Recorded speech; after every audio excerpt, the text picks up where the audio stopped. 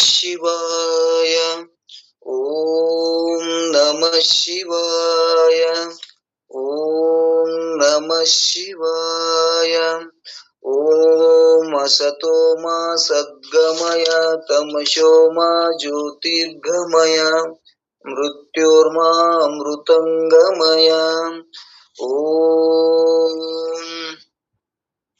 ಗುರುವೇ ಸರ್ವಲೋಕಾನಾಂ ವಿಜಿಷೇ ಭವರೋಗಿಣಾಂ ನಿಧಿಯೇ ಸರ್ವವಿದ್ಯಾನಾಂ ದಕ್ಷಿಣಾಮೂರ್ತಿಯೇ ನಮಃ. ಓಂ ಶ್ರುತಿ ಸ್ಮೃತಿ ಪುರಾಣಾನಾಂ ಆಲಯಂ ಕರುಣಾಲಯಂ ನಮಾಮಿ ಭಗವತ್ಪಾದಂ ಶಂಕರಂ ಲೋಕಶಂಕರಂ. ಶಂಕರಂ ಶಂಕರಾಚಾರ್ಯಂ ಕೇಶವಂ ಬಾದರಾಯಣಂ ಸೂತ್ರಭಾಷೋ ಕೃತೋ ವಂದೇ ಭಗವಂತೋ ಪುನಃ ಪುನಃ. ಓಂ ಪೂರ್ಣಮದಃ ಪೂರ್ಣಮಿದಂ ಪೂರ್ಣಾತ್ ಪೂರ್ಣಮುದಚ್ಯತೆ ಪೂರ್ಣಸ್ಯ ಪೂರ್ಣಮಾದಾಯ ಪೂರ್ಣಮೇವಾವಶಿಷ್ಯತೆ. ಓಂ ಶಾಂತಿ ಶಾಂತಿ ಶಾಂತಿ. ಓಂ ನಮಃ ಶಿವಾಯ.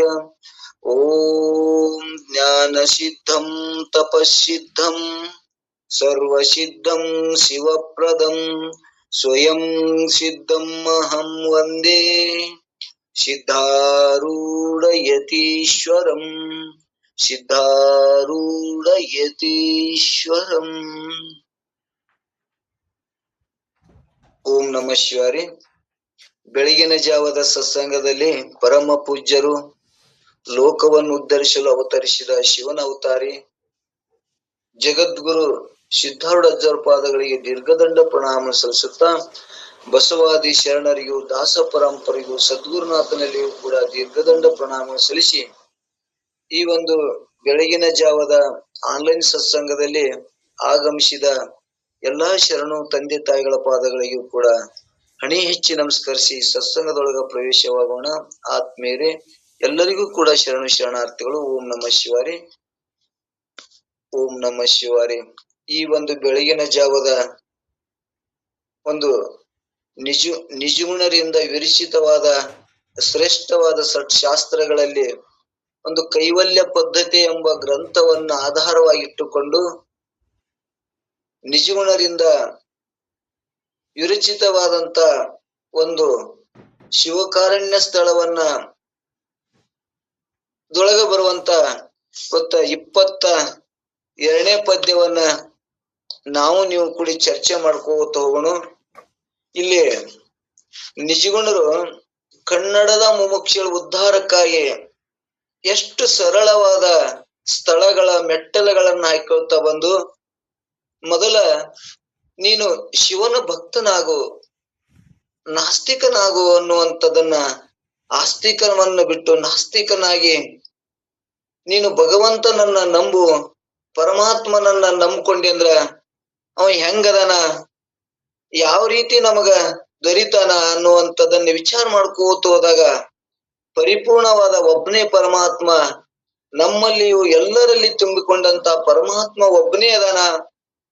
ಅವನ್ ಒಬ್ಬನ ಜ್ಞಾನ ನನ್ನೊಳಗಾಯ್ತು ಅಂದ್ರ, ನನ್ನ ಜ್ಞಾನವು ನನಗಾಯ್ತು ಅಂದ್ರ ಆ ಪರಮಾತ್ಮನೇ ನಾನು ಆಗ್ತೀನಿ ಅನ್ನುವಂಥದ್ದನ್ನ ತಿಳ್ಸಕ ಶಿವನ ಕರುಣೆಯನ್ನು ಪಡೆದುಕೋ, ಶಿವನಲ್ಲಿ ಮರೆ ಹೊಕ್ಕು ಅವನನ್ನ ಪ್ರಾರ್ಥನೆ ಮಾಡು ಅನ್ನುವಂಥದ್ದನ್ನ ನಾವು ನಿನ್ನೆ ಅನೇಕ ದಿನ, ಈಗ 21 ಪದ್ಯಗಳ ಮುಖಾಂತರ ಪರಮಾತ್ಮನನ್ನ ಭಜಿಸು ಅನ್ನುವಂಥದ್ದನ್ನೇ ನಾವು ಕೇಳ್ಕೋತ ಬಂದೇವಿ. ಅಂದ್ರ ಇಲ್ಲಿ ನೀನು ಸುಖವನ್ನುಂಟು ಮಾಡುವನೇ ಪರಮಾತ್ಮನೇ ಶಂಕರನೇ, ನಿನ್ನ ಪಾದ ಎಲ್ಲರೂ ಹೃದಯದೊಳಗಾದ, ಆ ಪಾದ ದರ್ಶನ ಮಾಡು ಅನ್ನುವಂಥದ್ದನ್ನ ನಾವು ಎಲ್ಲ ಒಂದೊಂದು ಪರಿಪರಿವಾಗಿ ಆ ಪರಮಾತ್ಮನನ್ನ ಭಜಿಸ್ಕೋತ ಬಂದೀವಿ. ಇವತ್ತ 22ನೇ ಪದ್ಯದೊಳಗೂ ಕೂಡ ನಿನ್ನೆನೂ ಕೂಡ ಒಂದು ಪದ್ಯದೊಳಗ ಈಗ ನಾವು ಏನ್ ಕೇಳ್ಕೊಂಡು ಬಂದೇವಂದ್ರ, ಕರುಣಿಸು ನನಗ ಶಂಕರ, ಕಾಡದೇನು ನನ್ನನ್ನು ವಿಚಾರ ಮಾಡದೆ ನಿನಗ ನಾನು ಶರಣ ಹೊಕ್ಕಿನಿ, ನನ್ನಲ್ಲಿರುವ ದೋಷಗಳನ್ನ ಎಣಿಸದೆ ನನ್ನ ದೋಷವನ್ನ ನೋಡದೆ ನೀನು ನನಗೆ ಕೃಪೆ ಮಾಡು ಅಂತೇಳಿ ನಿನ್ನೆ ಕೂಡ ಅದನ್ನೇ ಪ್ರಾರ್ಥನೆ ಮಾಡ್ಕೊಂಡು ಬಂದಾರ. ಅಲ್ಲಿ ಒಂದು ದೃಷ್ಟಾಂತನು ಕೊಟ್ಟು ಹೇಳಿದ್ರು.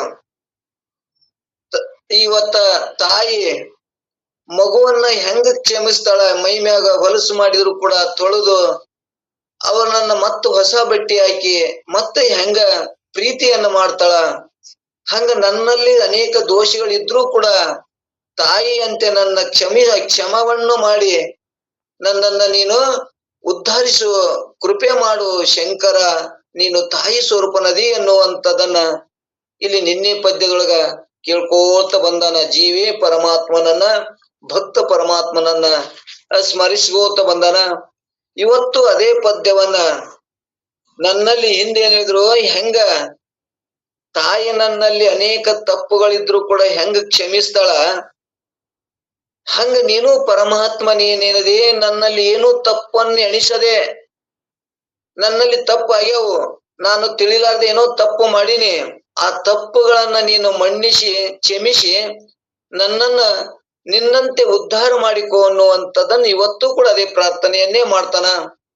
ಏನು ಮಾಡ್ತಾನಂದ್ರ, ನನ್ನ ದೋಷಗಳನ್ನ ನೀ ಎಣಿಸಬೇಡ, ನನ್ನಲ್ಲಿ ದೋಷ ಅದಾವು,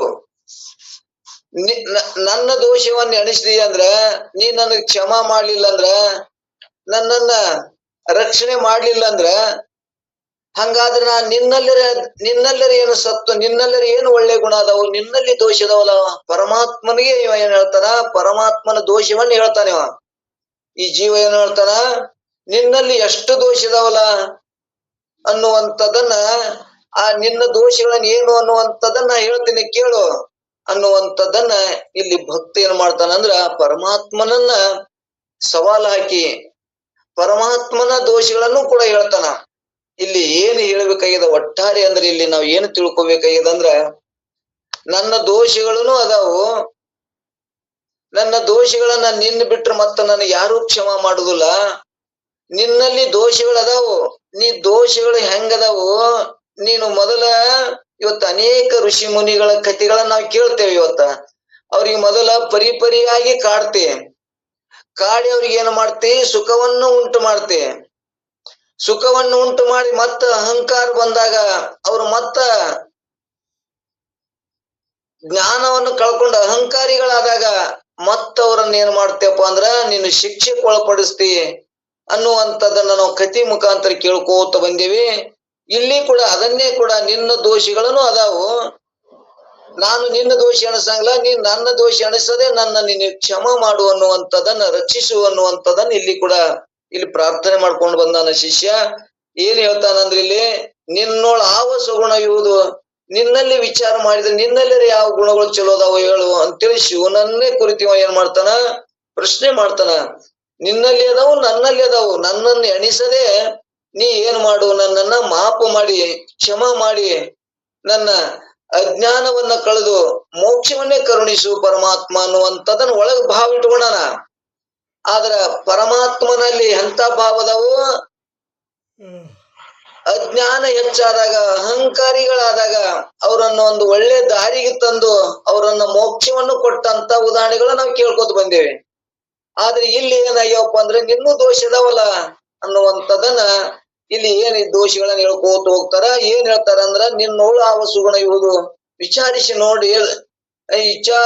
ನೋಡಿದರೆ ಎನ್ನೊಳ ರಸವೇ ಲೇಷನೇಕ ದೇವ ಅನ್ನಂದ್ರ, ಇಲ್ಲಿ ವಿಚಾರ ಮಾಡಿ ನೋಡಿದ್ರೆ ಲೇಷಗಳನ್ನಂದ್ರೆ ಒಳ್ಳೆ ಗುಣಗಳನ್ನ, ಏಕೆ ಏನು ಕಾರಣ, ಎನ್ನೋಳ ರಸವೇ ಎನ್ನಲ್ಲಿ ಹುಡುಕುವೆ, ಎನ್ನೋಳ್ ಅರಸುವೆ ನನ್ನನ್ನು ಯಾಕೆ ಹುಡುಕ್ತಿ ಪರಮಾತ್ಮ, ನನ್ನ ದೋಷಗಳನ್ನು ಎಣಸಕ್ ಹೋಗ್ಬೇಡ ಅಂದ್ರೆ, ಇಲ್ಲಿ ಒಟ್ಟಾರೆ ಇಲ್ಲಿ ಅವ ಎಷ್ಟೋ ಮಂದಿ ನಾ ಪಾಪ ಮಾಡೀನಿ, ನಾ ಬಾಳ ಕೆಟ್ಟ ಮಾಡೀನಿ ಅಂತೇಳಿ ಹಿಂದಕ್ ಹೋಗ್ತಾರ.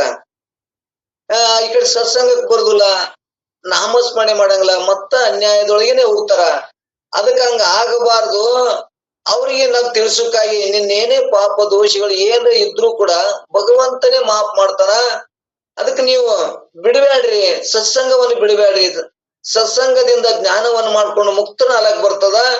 ನಾ ಏನೋ ಪಾಪಿ ಇದೀನಿ, ಅಜ್ಞಾನಿ ಇದೀನಿ, ನಾ ಮಾಡ್ಲಾರ್ದ ಕಾರ್ಯಗಳನ್ನ ಮಾಡೀನಿ, ಭಗವಂತ ನನ್ನ ಹೆಂಗ ಕ್ಷಮಾ ಮಾಡ್ತಾನ, ಅವ ಮಾಡುವುದಿಲ್ಲ. ಅದಕ್ಕೆ ನಾವು ಬ್ಯಾಡ ಅನ್ನುವಂಥದ್ದನ್ನ ಹಿಂದಕ್ಕೆ ಸರಿ ಅವ್ರಿಗೆ ಮತ್ತಿಷ್ಟು ಏನ್ ಮಾಡ್ತಾರ ಅಂದ್ರೆ, ಪುಷ್ಟಿ ಕೊಟ್ಟು ಪರಮಾತ್ಮ ಮನಸ್ಸು ಮಾಡಿದ್ರೆ ಯಾವ್ದು ಅಸಾಧ್ಯ ಅದ, ನಮ್ಮ ಜ್ಞಾನವನ್ನು ಕೊಟ್ಟನಂದ್ರ ನಮ್ಮ ಪಾಪಗಳನ್ನು ಕೂಡ ಜ್ಞಾನಾಗ್ನಿಯೊಳಗೆ ಸುಟ್ಟು ಭಸ್ಮ ಆಗ್ತಾವು. ಅದಕ್ಕ ಆ ಪರಮಾತ್ಮ ಕ್ಷಮ ಮಾಡದೆ ಮತ್ತಾರು ಕ್ಷಮ ಮಾಡ್ತಾರ ಅನ್ನುವಂಥದ್ದನ್ನ ತಿಳಿಸುವುದಕ್ಕಾಗಿ ನೀವು ಕೂಡ ಸತ್ಸಂಗವನ್ನು ಮಾಡ್ರಿ, ಪರಮಾತ್ಮನನ್ನ ಭಜಿಸ್ರಿ. ಭಜಿಸುವುದರಿಂದ ನಿಮ್ಗೆ ಅಂತಃಕರಣ ಶುದ್ಧ ಆಗ್ತದ. ಪರಮಾತ್ಮ ಕರುಣೆ ಮಾಡ್ತಾನ. ಕರುಣೆ ಮಾಡಿದಾಗ ನಿಮ್ಗೂ ಕೂಡ ಜ್ಞಾನ ಆಗಿ ಈ ಮನುಷ್ಯ ಜನ್ಮದ ಸಫಲತೆಯನ್ನು ಹೊಂದಕ್ ಬರ್ತದ ಅನ್ನುವಂಥದ್ದನ್ನ ತಿಳ್ಸಕ ಒಂದೊಂದ ದೋಷಗಳನ್ನ ಇಲ್ಲಿ ವಿಚಾರ ಮಾಡ್ಕೋತ ನಿನ್ನೂ ದೋಷದವು ಅನ್ನುವಂಥದ್ದನ್ನ ಇಲ್ಲಿ ಭಕ್ತ ತನ್ನನ್ನ ಉದ್ಧಾರ ಮಾಡ್ಕೊಳಕ ಇಲ್ಲಿ ಹೇಳುವಂತ ಮಾತುಗಳು ಬರ್ತಾವ. ಇಲ್ಲಿ ಏನ್ ಹೇಳಂದ್ರ ಎನ್ನೋಳ ರಸವೇ ನನ್ನಲ್ಲಿ ಹುಡುಕುವೆ, ಪರಮಾತ್ಮ ಹುಡುಕಬೇಡ ಅನ್ನುವಂಥದ್ದು ಇಲ್ಲಿ ಭಾವಿಟ್ಕೊಂಡು ಮಾತಾಡ್ತಾರ. ಇಲ್ಲಿ ಏನಂದ್ರ ನೀನು ನನಗೆ ಏನಾದರೂ ಸದ್ಗುಣಗಳ ರೂಪದಿಂದ ಕೊಟ್ಟರೆ, ನೀನು ನನಗೆ ಏನಾದರೂ ಸದ್ಗುಣಗಳ ರೂಪದಿಂದ ಕೊಟ್ಟರೆ ನಿನ್ನ ಮೇಲೆ ಕೃಪೆ ಮಾಡುತ್ತೇನೆ. ಹೇಗೆಂದರೆ ಇಲ್ಲಿ ನಿನ್ನಲ್ಲಿ ದೋಷಗಳಂದ್ರೆ ಪರಮಾತ್ಮನಲ್ಲಿ ಕೂಡ ದೋಷದವ ಅನ್ನುವಂಥದ್ದನ್ನ ನೀನು ದೋಷ, ನೀನು ಪಾಪದವು.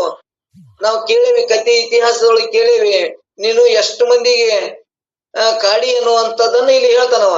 ಒಂದ್ ದೃಷ್ಟಾಂತ ಕೊಡ್ತಾರೆ. ಇಲ್ಲಿ ಏನ್ ಹೇಳ್ತಾರ, ದುರ್ವಾಸ ಋಷಿಗಳು ತಮ್ಮ 60,000 ಶಿಷ್ಯರೊಡನೆ ಪಾಂಡವರಿದ್ದಲ್ಲಿಗೆ ಬಂದಾಗ ಅಲ್ಲಿ ರಾತ್ರಿ ಅಪರಾಹ್ನದೊಳಗ ಎಷ್ಟು ಅಂದ್ರ 60,000 ಶಿಷ್ಯರೊಡನೆ ಎಲ್ಲಿಗೆ ಬಂದೆ ಪಾಂಡವರವರು ವನವಾಸದ ಅಡವಿ ಒಳಗೆ ಇದ್ರು.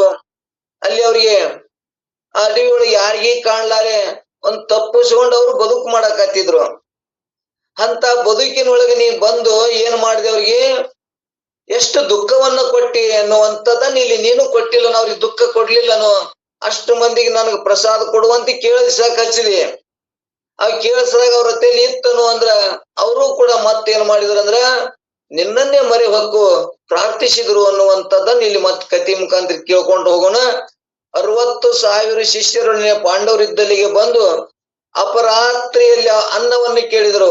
ಆಗ ದ್ರೌಪದಿಯು ಏನೊಂದು ಉಪಾಯ ಕಾಣದೆ ಕೃಷ್ಣ ಪರಮಾತ್ಮನೇ ಸ್ಮರಿಸುತ್ತಿರಲು ಭಗವಂತನ ಧಾವಿಸಿ ಬರುವಂತನಾದನು. ಅವಾಗ ಏನ್ ಮಾಡಿದ್ಲು, ಇಷ್ಟು ಮಂದಿನ ಈ ರಾತ್ರಿ ಅಪರಾಹ್ನ ಒಳಗ್ ಬಂದಾರ, ಈಗ ನಮ್ಮ ಮನಿ ಒಳಗರೆ ಏನೂ ಇಲ್ಲ, ನಾವು ಊಟ ಹಾಕ್ಲಾರಿ ಹೋದ್ರ ಋಷಿಗಳಿಗೆ ನಾವು ಶಾಪ ಗುರಿ ಆಗ್ತೀವಿ, ಏನ್ ಮಾಡ್ಬೇಕು ಅಂತ ಹೇಳಕ್ಕೆ ಮತ್ತೆ ಏನ್ ಮಾಡಿಲ್ಲ ಅಂದ್ರೆ ಪರಮಾತ್ಮನನ್ನೇ ಚಿಂತೆ ಮಾಡಿದ್ಲು.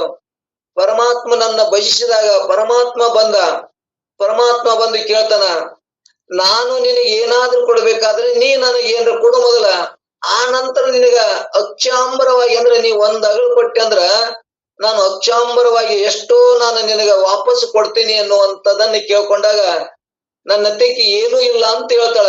ನಾನು ಅಡವಿ ಒಳಗಿದೀವಿ, ನಮಗ ಈ ರಾತ್ರಿ ಒಳಗ ಯಾವ ಸೌಕರ್ಯಗಳಿಲ್ಲ, ನಾ ಏನ್ ಮಾಡ್ಲಿ ಅಂತೇಳಿ ಪ್ರಾರ್ಥನೆ ಮಾಡಿದಾಗ ನೋಡಿ ಊಟ ಮಾಡಿದ್ದು ಯಾವ್ದಾದ್ರು ಒಂದಿಷ್ಟರ ಉಳ್ದಿತ್ತಂದ್ರ ಕೊಡು, ಇಲ್ಲಿಕಂದ್ರ ಒಂದ್ ಅಗಳ ಅನ್ನಾರ ಕೊಡು ಅಂತೇಳಿ ಪ್ರಾರ್ಥಿಸಿದಾಗ ಆಕಿ ತಾಯಿ ಇದ್ರು ಏನ್ ಮಾಡ್ತಾಳಂದ್ರ ರಾತ್ರಿ ಒಳಗ ಆ ಶಿಷ್ಯರಿಗೆ ದ್ರೌಪದಿ ಒಂದ್ ಅಗಳ ಅನ್ನವನ್ನ ಏನೋ ಇದ್ರಾಗ ಹತ್ತಿತ್ತಂತದ ನೋಡ್ರಿ, ಮುಸ್ರಿ ತಿಕ್ಕದೊಳಗೆ ಹೆಂಗ್ ಒಂದಿಷ್ಟು ಆ ಕಡೆಗಳ ಹತ್ತಿರ್ತದ, ಆ ಮುಸ್ರಿ ಹತ್ತಿದಂತ 4-5 ಕಾಳ ಆ ಪರಮಾತ್ಮಗೆ ಕೊಟ್ಟಾಗ, ಕೃಷ್ಣ ಪರಮಾತ್ಮ ಕೊಟ್ಟಾಗ ಅವ್ರ ಎಲ್ಲರ ಹಸುವನ್ನ ಅಂದ್ರೆ ಹೊಟ್ಟೆ ತುಂಬಿ ಡೇಕರಿಕೆ ಬರುವಂಗ ನೀವು ಹೋಗಿ ಹೊಳಿ ಒಳಗೆ ಸ್ನಾನ ಮಾಡಿ ಬರ್ರಿ, ಅಡಿಗೆ ತಯಾರು ಮಾಡ್ತೀವಿ ಅಂತ ಹೇಳಿದ್ರಾಗ ಅವ್ರು ಹೋಗಿ ಸ್ನಾನ ಮಾಡಿ ಬರೋದ್ರೊಳಗ ಎಲ್ಲರೂ ಹೊಟ್ಟೆ ತುಂಬಿ ಡೇಕರಿಕೆ ಬರುವಂಗ ಆಯ್ತು ಅಂತ. ಅವಾಗ ಅವ್ರು ತೃಪ್ತರಾಗಿ ಅವ್ರಿಗೆ ಒಳ್ಳೆ ಆಶೀರ್ವಾದ ಮಾಡಿ ಹೋದ್ರು ಅನ್ನುವಂಥದ್ದನ್ನು ಕತಿ. ಹಂಗ ನೀನು ಕಾಳಿಯರಿ ನೀರ್ ಏನ ಚಲೋದೇನಂತೇಳಿ ಇವ ಪರಮಾತ್ಮಗೆ ಕೇಳ್ತಾನಿವ. ಅಂತ ರಾತ್ರಿ ಒಳಗ್ ಬಂದು ಹಂಗ ಕಾಡಿ ಏಕಿ ದುಃಖ ಕೊಟ್ಟಿ, ಹಂಗ ನಿನ್ನೂ ದೋಷದಾವು ಪರಮಾತ್ಮನಲ್ಲಿ ದೋಷದಾವು ಅನ್ನುವಂಥದ್ದನ್ನ ತಿಳ್ಸಕ ಹಿಂಗ ಇಲ್ಲಿ ತನ್ನ ತಪ್ಪುಗಳನ್ನ ಕ್ಷಮಾ ಮಾಡು ಅನ್ನೋದಕ್ಕ ನಿನ್ನೂ ದೋಷದಾವು ಅನ್ನುವಂಥದ್ದನ್ನ ಇಲ್ಲಿ ಹೇಳ್ಕೋತ ಹೋಗ್ತಾರ. ಮತ್ತು ಆಗ ಕೃಷ್ಣ ತಂಗಿ ನನಗೆ ಏನಾದ್ರೂ ಕೊಡದೆ ನಿನ್ನ ಇಷ್ಟಾರ್ಥವು ಸಿದ್ಧಿಸುವುದಿಲ್ಲ, ಅದಕ್ಕಾಗಿ ನೀನು ಮನೆಯಲ್ಲಿ ಹುಡುಕು ಮಾತು ಪಾತ್ರೆಯಲ್ಲಿ ನೋಡಿ ಎಂದು ಹೇಳಿದನು. ಭಗವಂತನ ಮಾತಿಗೆ ಬೆಲೆ ಕೊಟ್ಟು ನೋಡುತ್ತಿರಲು ಅಕ್ಷಯ ಪಾತ್ರೆಯಲ್ಲಿ ಒಂದು ಹರಿವಿ ಎಸೆದು ಹತ್ತಿತ್ತು, ಒಂದು ಅಗಳ ಹತ್ತಿತ್ತು. ಅದನ್ನು ತಂದು ಭಗವಂತನಿಗೆ ಕೊಟ್ಟಳು. ಆಗ ಅವನು ಸಂತುಷ್ಟನಾಗಿ ಅವಳ ಇಷ್ಟಾರ್ಥಗಳನ್ನು ಪೂರ್ತಿ ಮಾಡಿದನು. ಹೇಗೋ ಹಾಗೆ ನೀನು ನನಗಾದರೂ ಸದ್ಗುಣ ರೂಪದಿಂದ ಕೊಟ್ಟರೆ ನಿನ್ನ ಇಷ್ಟಾರ್ಥವನ್ನು ನಾನು ಪೂರ್ತಿ ಮಾಡುತ್ತೇನೆಂದು ಭಗವಂತನು ಹೇಳಲು ನಾನು ಇಲ್ಲಿವರೆಗೆ ಅನಂತ ರೀತಿಯಿಂದ ನನ್ನ ಕಷ್ಟಗಳನ್ನು ಹೇಳಿಕೊಂಡರು, ನಿನ್ನನ್ನು ಕುರಿತು ಅನಂತ ರೀತಿಯಿಂದ ಪ್ರಾರ್ಥನೆ ಮಾಡಿದರು, ನೀನು ನನ್ನ ಸದ್ಗುಣಗಳನ್ನೇ ಹುಡುಕುತ್ತಿದೆ ಅಂದ ಮೇಲೆ ವಿಚಾರ ಮಾಡಿ ನೋಡಿದರೆ ನಿನ್ನಲ್ಲಿ ಆದರೂ ಯಾವ ಸದ್ಗುಣ ಉಂಟು? ನಿನ್ನಲ್ಲಿರ ನನ್ನಲ್ಲಿ ಸದ್ಗುಣಗಳನ್ನ ಏನು ಹುಡುಕಾಕತ್ತಿಯಲ್ಲ, ನಿನ್ನಲ್ಲಿ ಏನದಾವು? ನೀನು ಹಿಂಗ್ ಕಾಡ್ಸಿಯಲ್ಲ, ನಿನ್ನಲ್ಲಿ ದೋಷ ಇದಾವಲ್ಲ ಅನ್ನುವಂಥದ್ದನ್ನ ಇಲ್ಲಿ ಪರಮಾತ್ಮಗೆ ಸವಾಲ್ ಹಾಕುವಂಥದ್ದು. ಪರಮಾತ್ಮನ ದೋಷಗಳನ್ನು ಹುಡ್ಕೊಂಡು ನಿನ್ನೂ ದೋಷ ಇದಾವಂದ್ರ ನನ್ನೂ ದೋಷ ಇದಾವ, ನನ್ನ ದೋಷವನ್ನ ಮಾಪ್ ಮಾಡಿ ನನಗೆ ಮೋಕ್ಷವನ್ನು ಕೊಡು, ನಿನ್ನಂಗ ನನ್ನ ಮುಕ್ತನನ್ನ ಮಾಡು, ಹುಟ್ಟು ಸಾವದಿಂದ ಪಾರು ಮಾಡು ಅನ್ನುವಂಥದ್ದನ್ನಲ್ಲಿ ಹೇಳುವ ಉದ್ದೇಶ ಅದ. ನನ್ನೂ ದೋಷ ಇದಾವು, ನನ್ನ ದೋಷವನ್ನು ನೀ ಕ್ಷಮ ಮಾಡದೆ ಮತ್ತಾರು ಮಾಡ್ತಾರ? ತಾಯಿ ಹಂಗ ಮಗುವಿನನ್ನ ಕ್ಷಮ ಮಾಡಿ ಹೆಂಗ ಎತ್ಕೋತಾಳ, ಹಂಗ ನನ್ನ ದೋಷಗಳನ್ನ ಎಣಿಸದೆ ನಾ ಏನೋ ಮಾಡೀನಿ, ತಿಳಿಲಾರ್ದ ಎಷ್ಟೋ ಪಾಪ ಏನೋ ಮಾಡೀನಿ, ಈಗೆಲ್ಲ ನನ್ ಗುರ್ತಾಗ್ಯದ. ನಿನ್ನ ಪಾಪದವು ನಿನ್ನಲ್ಲಿ ಚಲೋ ಒಳ್ಳೆ ಗುಣ ಇಲ್ಲ ಅಂತ ನನ್ನ ಕೈ ಬಿಡಬೇಡ. ನನ್ನ ಆ ದುಷ್ಟ ಗುಣಗಳಿದ್ರೂ ಕೂಡ ನಿನ್ನನ್ನ ಕ್ಷಮ ಮಾಡಿ ನನ್ನನ್ನು ನಿನ್ನಂತೆ ಮಾಡ್ಕೋ ಅನ್ನುವಂಥದ್ದನ್ನ ಇಲ್ಲಿ ಶಿಷ್ಯನ ಪ್ರಾರ್ಥನೆ ಅದ. ಸದ್ಗುಣಗಳನ್ನು ಹುಡುಕುತ್ತಿ, ನಿನ್ನಲ್ಲಿ ಯಾವ ದುರ್ಗುಣ ಇಲ್ಲವೆಂದು ನೀನು ಅನ್ನಬಹುದು. ಕಣ್ಣಿನಲ್ಲಿ ಬಿದ್ದಂತ ಕಸ ಅದೇ ಕಣ್ಣಿಗೆ ಹೇಗೆ ಕಾಣುವುದಿಲ್ಲೋ ಅದರಂತೇನೆ ನಿನ್ನಲ್ಲಿದ್ದಂತ ದುರ್ಗುಣಗಳು ನನಗೆ ಕಾಣಿಸುವುದಿಲ್ಲ, ಅವು ನನಗೆ ಕಾಣಿಸುತ್ತವೆ ಅನ್ನುವಂಥದ್ದನ್ನ ಇಲ್ಲಿ ನನ್ನೊಳಗಂದ್ರೆ ನನ್ನ ಕಣ್ಣೊಳಗೆ ಕಸ ಬಿತ್ತು ಅಂದ್ರೆ ನನಗೆ ಕಾಣುದಿಲ್ಲ, ಆದ್ರೆ ಎಲ್ಲಿ ಬಿದ್ದದ? ನನ್ನ ಕಣ್ಣಿಗೆ ಬಿದ್ದದ, ನನಗ ಹಂಗ ಕಾಣುವುದಿಲ್ಲ. ಹಂಗ ನನಗ್ ಕಾಣುದಿಲ್ಲ, ನನ್ನ ದೋಷಗಳು ಏನೇನ್ ಅದಾವು, ಆದ್ರೆ ನಿನಗ್ ಕಾಣ್ತದ. ನೀನ್ ಆ ದೋಷಗಳನ್ನ ತೆಗೆದು ನನ್ನ ಕಣ್ಣು ಹೆಂಗ ಸ್ವಚ್ಛ ಮಾಡ್ತಿ, ಹಂಗ ನನ್ನ ಪಾಪಗಳನ್ನು ತೆಗೆದು ನನ್ನ ಒಳ್ಳೆಯ ಮಾರ್ಗಕ್ಕ ಒಳ್ಳೆ ಗುಣಗಳನ್ನು ಕೊಟ್ಟು ನನ್ನನ್ನು ರಕ್ಷಿಸು ಪರಮಾತ್ಮ ಅನ್ನುವಂಥದ್ದನ್ನ ಇಲ್ಲಿ ಪ್ರಾರ್ಥನೆ ಮಾಡ್ಯಾನ. ಇನ್ನು ಇದನ್ನ ಪಲ್ಲವಿಯನ್ನು ಇಟ್ಟುಕೊಂಡು ಹಿಂಗ ಅನೇಕ ದೋಷಗಳನ್ನ, ಪರಮಾತ್ಮನ ದೋಷಗಳನ್ನ ಇಲ್ಲಿ ಹೇಳ್ತಾರ. ಹಿಂದೆ ನಾವು ಕಥೆ ಒಳಗೆ ಕೇಳ್ಕೊತ ಬಂದೇವೆ, ಅದನ್ನೇ ಮತ್ತ ಮುಂದಿನ ಒಂದೇ ನುಡಿ ಒಳಗೆ ಹೇಳ್ತಾರ. ಈ ದುರ್ಗುಣಗಳು ಯಾವೆಂದರೆ ಮನ್ಮಥನನ್ನ ಸುಟ್ಟು ತ್ರಿಪುರದವರ ಒಕ್ಕಲನನ್ನೇ ಕೆಡಿಸಿದೆ. ಅಂದ್ರ ಮನ್ಮಥನನ್ನ ಸುಟ್ಟಿದೆ. ಯಾಕೆ ಸುಟ್ಟಬೇಕಾಗಿತ್ತು ಅಂದ್ರ ಅಲ್ಲಿ ಮುಂದೆ ಕಥೆ ಹೇಳ್ಕೊತ ಹಿಂದೆ ನಾವು ಕೇಳ್ಕೊಂಡು ಬಂದೇವೆ.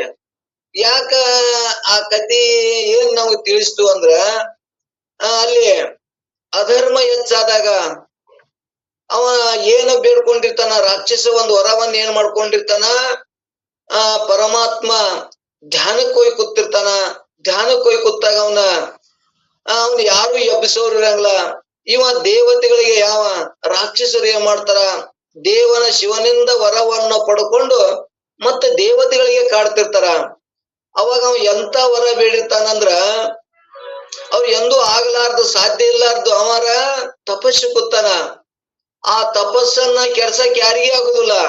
ಆ ತಪಸ್ಸನ್ನ ಕೆಡಿಸಿ ಮನ್ಮಥನನ್ನ ಮುಂದಕ್ಕೆ ಕಳಿಸಿ ಆ ಶಿವನನ್ನ ಧ್ಯಾನವನ್ನು ಕೂತಾಗ ಅವನು ಎಬ್ಬಿಸಿ ಪಾರ್ವತಿಯರು ಕೂಡಿದಾಗ ಅವನ ಸಣ್ಮುಖ ಹುಟ್ಟಿದಾಗ ಅವ 7 ದಿವಸ ಇದ್ದಾಗ ಅವನಲ್ಲಿ ಮರಣ ಆಗ್ಬೇಕು ಅಂತೇಳಿ ಇಂಥ ವರ ಬೇಡಿರ್ತಾರ. ಇಂಥ ವರ ಅಂದ್ರೆ ಎಂದೂ ಸಾಧ್ಯ ಆಗುದಿಲ್ಲ ಅನ್ನುವಂಥದ್ದು ಅವನದೊಂದು ಕಲ್ಪನಾ ಇರ್ತದ. ಆಗ ಮನ್ಮಥನನ್ನ ಅವನ ತಪಸ್ಸನ್ನ, ಪರಮಾತ್ಮ ಕೂತಂತ ತಪಸ್ಸನ್ನ ಯಾರು ಕೆಡ್ಸಕ್ ಆಗುದಿಲ್ಲ, ಯಾರು ಎಬ್ಸಕ್ ಹೋಗುದಿಲ್ಲ. ಎಬ್ಸಿದ್ರೆ ಅವನ ಉರಗಣ್ಣಿನಿಂದ ಸುಟ್ಟು ಹೋಗ್ತಾರ. ಅಂದ್ರೆ ಇದು ಇಂಥ ವರದಿಂದ ನಾನು ಕಾಯಂ ಬಚವಾಗಿರ್ತೀನಿ ಅನ್ನುವಂಥದ್ದನ್ನ, ಅಂತ ವರವನ್ನು ಕೂಡ ಪರಮಾತ್ಮನಿಂದ ಪಡೆದಿರ್ತಾರ ಅನ್ನುವಂಥದ್ದನ್ನ ಇಂದು ಕತಿ ರಗಡಿ ಕೇಳ್ಕೊತ ಬಂದೇವಿ. ಆಗ ಅವ ಮನ್ಮಥನ್ನ ಹೋಗ್ತಾನ, ಅವನು ಎಲ್ಲರೂ ಕೂಡಿ ಬೀಳ್ಕೊತಾರ, ನೋಡಪ್ಪ ಹಿಂಗವ ದುರಾಚಾರದಿಂದ ನಡೆಯಕತ್ತಾರ, ದೇವತೆಗಳಿಗೂ ಕಾಡಕತ್ತಾರ, ನಾಳೆಗೆ ಶಿವಗೂ ಹೋಗಿ ಕಾಡ್ತಾರ, ಅದಕ್ಕೆ ಅವನನ್ನ ಸಂಹಾರ ಮಾಡ್ಬೇಕಾಗ್ಯದ. ಆ ಯೋಗದೊಳಗೆ ಕೂತಂತ ಪರಮಾತ್ಮನನ್ನ ಎಬ್ಬಿಸ್ಬೇಕಾಗ್ಯದ. ಅವ್ ಎಬ್ಬಿಸ್ಬೇಕಂದ್ರ ನಮ್ಗೆ ಯಾರಿಗೂ ಸಾಧ್ಯ ಇಲ್ಲ, ನೀನೇ ಹೋಗು ಅನ್ನುವಂಥದ್ದನ್ನ ಮನ್ಮಥನನ್ನ ಅಲ್ಲಿ ಅವನ್ ಏನ್ ಮಾಡ್ತಾರ, ತಯಾರು ಮಾಡ್ತಾರ ಅನ್ನುವಂಥದ್ದು ನಾವ್ ಕತಿ ಕೇಳ್ಕೊತ ಬಂದೇವಿ. ಅವಾಗ ಆ ಮನ್ಮಥ ಏನ್ ಮಾಡ್ತಾನಂದ್ರ ಅವನ್ ಎಬ್ಬಸಾಕ ಹೋಗ್ತಾನ.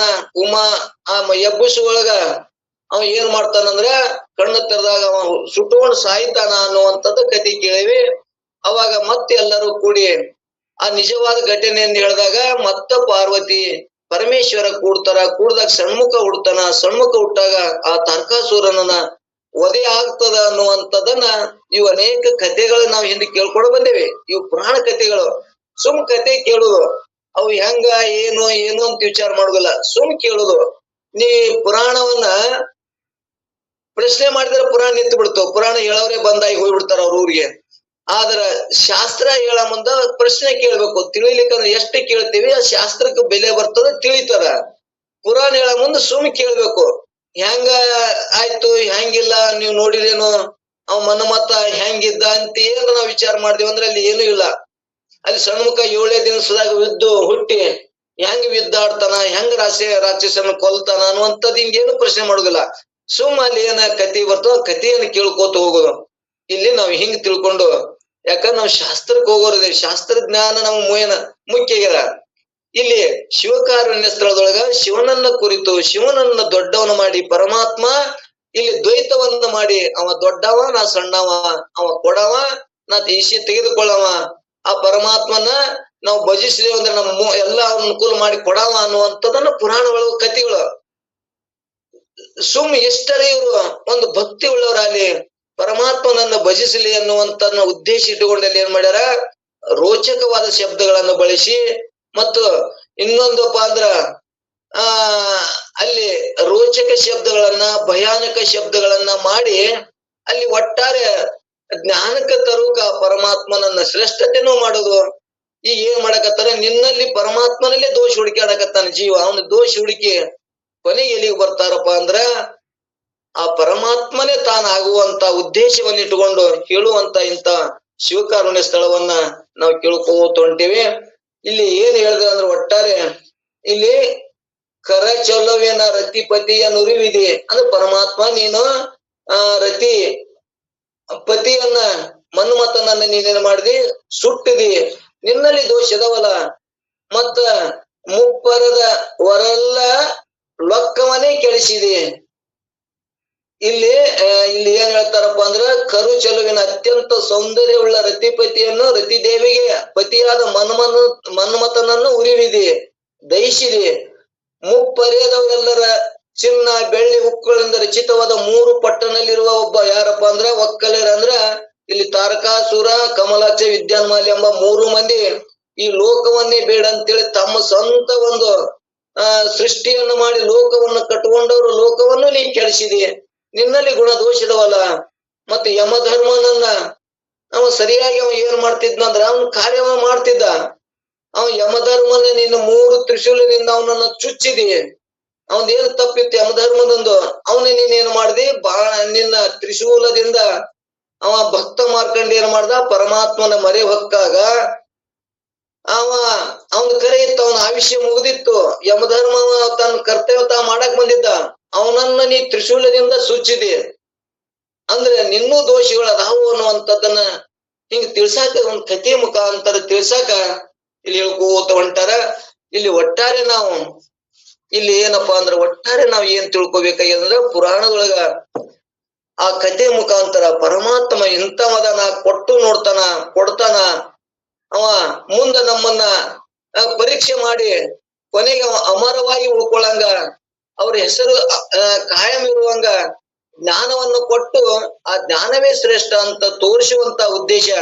ಇವತ್ತು ಭಕ್ತ ಮಾರ್ಕಂಡನ ಕಥೆ ಕೇಳಿದಾಗ ಅವ ಮುಂದೆ ಏನ್ ಮಾಡದಂದ್ರ ಆ ಪರಮಾತ್ಮನನ್ನ ನಂಬಿಕೊಂಡಿದ್ದಕ್ಕಾಗಿ, ಪರಮಾತ್ಮನನ್ನ ಕೂಡಿದಕ್ಕಾಗಿ ಅವಾಗ ಎಷ್ಟೋ ವರ್ಷ ಮತ್ತ ರಾಜಭೋಗವನ್ನು ಕೊಟ್ಟ, ಕೊನೆಗೆ ಮತ್ತ ಅವನನ್ನ ಮುಕ್ತನೂ ಮಾಡ್ದ ಅನ್ನುವಂಥದ್ದನ್ನ ನಾವು ಕತಿ ಕೇಳ್ಕೊತ ಬಂದಿ, ಕತಿ ಸಾರ.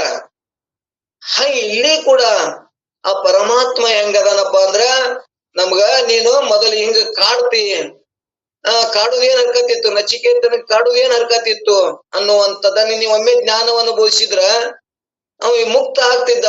ಅವನು ಹೆಂಗ ಕಾಡ್ದಿ, ದಕ್ಷ ಬ್ರಹ್ಮನನ್ನು ಕಾಡ್ದಿ ಅಂತ ಅನೇಕ ಮಂದಿ ಕಾಡಿದ್ದನ್ನ ಇಲ್ಲಿ ಕತಿ ನಾವ್ ಏನ್ ಕೇಳ್ಕೊಂಡ್ ಬಂದೇವಲ್ಲ ಅದನ್ನೇ ಇಲ್ಲಿ ಹೇಳ್ಕೋತ ಹೊಂಟಾರ.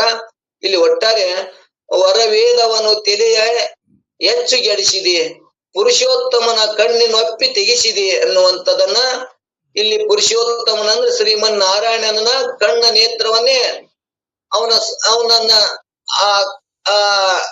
ಆ ನೇತ್ರವನ್ನು ಕಿತ್ತಿಸಿದಿ. ಅವನೊಂದು ಇವನ್ ಕೇಳ್ಕೊಂಡ್ ಬಂದೆ ಕತಿ ಏನಪ್ಪಾ ಅಂದ್ರ ಅಲ್ಲಿ ವಿಷ್ಣು ಪರಮಾತ್ಮ ಪರಮಾತ್ಮನನ್ನ ಕುರಿತು ತಪಸ್ಸು ಮಾಡ್ತಿದ್ದ. ಅವಂದೇನು ವರ ಇತ್ತು, ಏನ್ ತಪಸ್ಸು ಮಾಡ್ತಿದ್ದಂದ್ರ ದಿನ ಅವ ಎಷ್ಟು ದಳದ ಹೂವಿನ ಕಮಲದಿಂದ ಆ ಪರಮಾತ್ಮನನ್ನ ಪೂಜೆ ಮಾಡ್ತಿದ್ದ. ಪೂಜೆ ಮಾಡೋ ಮುಂದೆ ಒಂದು ಹೂವನ್ನ ಕಡಿಮೆ ಮಾಡಿದಾಗ ನನ್ನ ಪೂಜೆಗೆ ಭಂಗ ಬರ್ತದ, ನಾ ಮಾಡಿದಂತ ಪೂಜೆ ನಿಷ್ಫಲ ಆಗ್ತದ ಅಂತ ತಿಳ್ಕೊಂಡು ಆ ಪೂರ್ಣ ಮಾಡ್ಬೇಕು ಆ ಪೂಜೆವನ್ನ ಅಂತೇಳಿ ತನ್ನ ನೇತ್ರದಂತೆ ಅಂದ್ರೆ ಕಮಲ ನೇತ್ರದಂತ ಉಳ್ಳಂತ ಕಣ್ಣನ್ನೇ ಕಿತ್ತಿಸಿ ನೀನು ಕಣ್ಣನ್ನೇ ಕಿತ್ತಿಸಿದೆ. ಇಷ್ಟೇ ಅಲ್ಲಿ ಹೇಳ್ಬೇಕಾಗಿದೆ. ಅಂತವನು ಕೂಡ ಅಂತ ಭಕ್ತನನ್ನು ಕೂಡ ನೀನೇನ್ ಮಾಡಿದಿ, ಕಣ್ಣನ್ನೇ ಕಿತ್ತಿಸಿದೆ. ಯಮಧರ್ಮನನ್ನ ತ್ರಿಶೂಲದಿಂದ ತೀವಿದಿ. ನಿನ್ನಲ್ಲಿ ಏನ್ ಗುಣ, ನಿನ್ನಲ್ಲಿ ಏನ್ ಚಲೋ ಅದಾವು, ನನ್ನ ಗುಣ ನೀನು ಎಣಿಸ್ತೀಯಪ್ಪ ಅಂದ್ರ ಇಲ್ಲಿ ಏನ್ ಹೇಳ್ಕೊತ ಬಂದ್ರು, ಮೊದಲಿಗೆ ನಿನ್ನಲ್ಲಿ ಏನ್ರ ಸ್ವಲ್ಪ ಒಳ್ಳೆ ಗುಣ ಇತ್ತಂದ್ರ ನಾನ್ ನಿನಗೆ ಒಳ್ಳೇದನ್ನ ಮಾಡ್ತೀನಪ್ಪ, ಒಳ್ಳೇದ್ ಕೊಡ್ತೀನಿ. ನಿನ್ನಲ್ಲಿ ಒಂದು ಗುಣ ಒಳ್ಳೇದೇ ಇಲ್ಲ, ಬರೀ ಕೆಟ್ಟ ಅದಾವ, ನೀನು ನಾ ಹೆಂಗ್ ಒಳ್ಳೇದ ಮಾಡ್ಲಿ ಅಂತೇಳಿ ಅಲ್ಲಿ ದ್ರೌಪದಿ ಒಂದು ಕತಿ ಹೇಳ್ಕೊತ ಬಂದ್ರು. ಹೆಂಗಾಗಿ ದ್ರೌಪದಿ ಒಂದ್ ಅಗಳನ್ನ ಭಜಿಸಿ ಒಂದ್ ಅಗಳ ಕೊಟ್ಲು, ಎಲ್ಲರಿಗೂ ಹೊಟ್ಟೆ ತುಂಬುವಂಗ ಹೆಂಗ ಊಟ ಮಾಡಿಸಿದ್ಲಾಕಿ ತಾಯಿ. ಹಂಗೆ ಇಲ್ಲಿ ಕೂಡ ನಿನ್ನಲ್ಲಿ ಒಂದು ಗುಣ ಇಲ್ಲ, ನಿನಗ್ ಒಳ್ಳೇದು ಮಾಡ್ಲಪ್ಪ ಅನ್ನುವಂಥದ್ದನ್ನ ಪರಮಾತ್ಮ ಪ್ರಶ್ನೆ ಕೇಳಿದಾಗ, ನನ್ನ ದೋಷಗಳನ್ನ ಎಣಿಸಬೇಡ, ನಿನ್ನಲ್ಲಿ ಏನ್ ಚಲೋ ಅದಾವು, ನೀನು ಏನೇನು ಎಷ್ಟು ಮಂದಿಗೆ ತ್ರಾಸ ಪಟ್ಟಿಯಲ್ಲ ಅನ್ನುವಂಥದ್ದನ್ನ ಇಲ್ಲಿ ಕತಿ ಹೇಳ್ಕೋತು ಅಂತಾರ.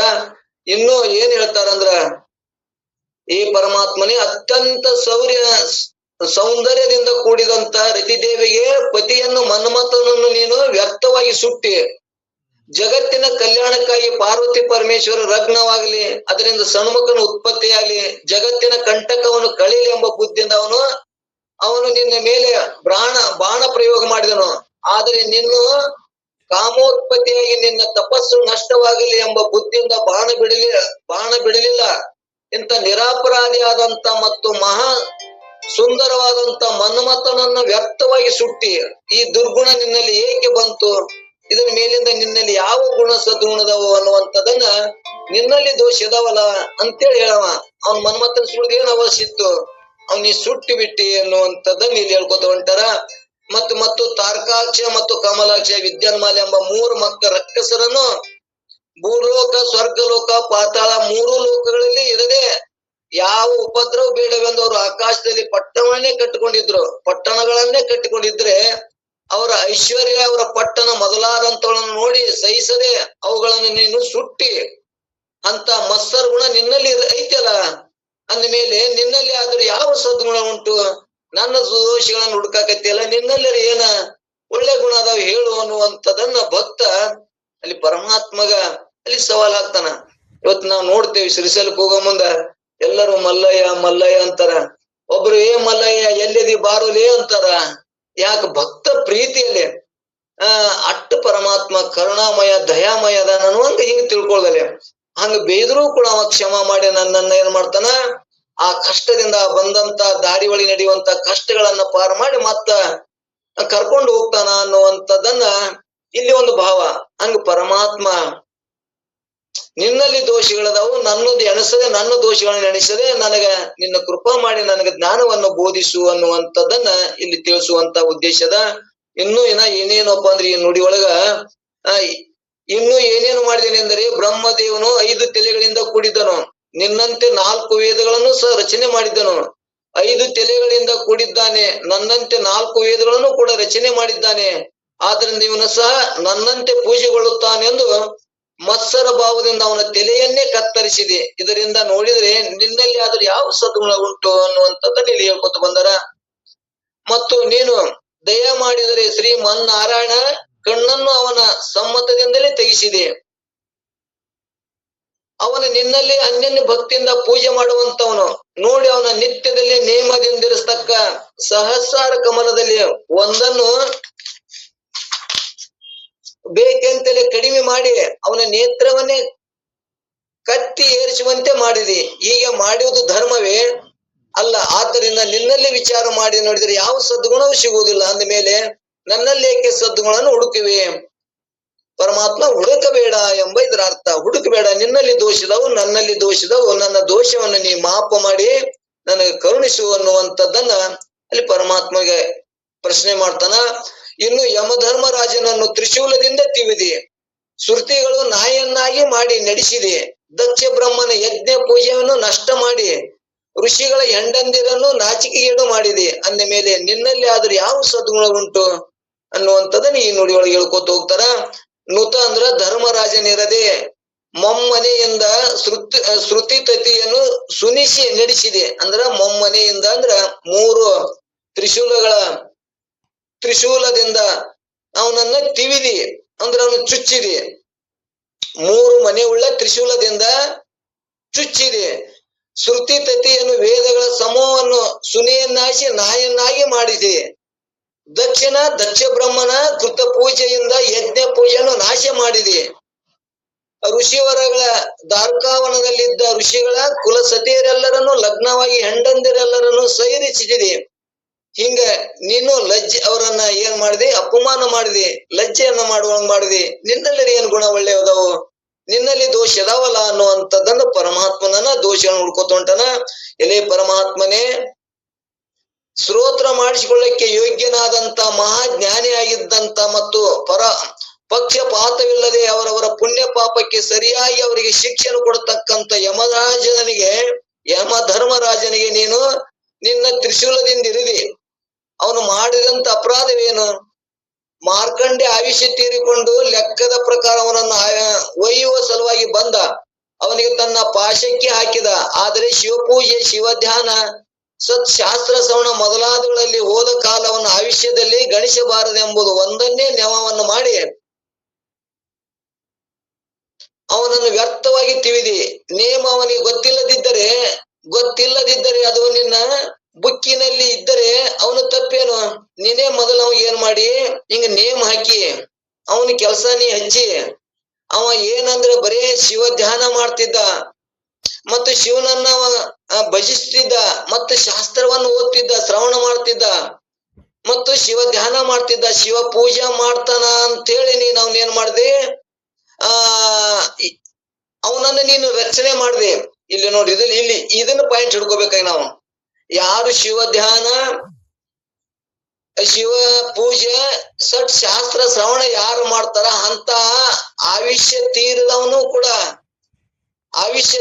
ಏನ್ ಮಾಡ್ದಿ? ನೀನ್ ಏನೇನೋ ಅವನು ಉನ್ನತ ಮಟ್ಟಕ್ಕೆ ಒಯ್ದಿ. ಇಲ್ಲಿ ನೀ ಯಮಧರ್ಮಗೆ ಏನ್ ಮಾಡ್ದಿ? ನೀ ಹೇಳಿದ ಪ್ರಕಾರ ಅವನ ಕೆಲಸ ಹಚ್ಚಿ ಮತ್ತ ಅವನ ತ್ರಿಶೂಲದಿಂದ ತಿವಿದಿ.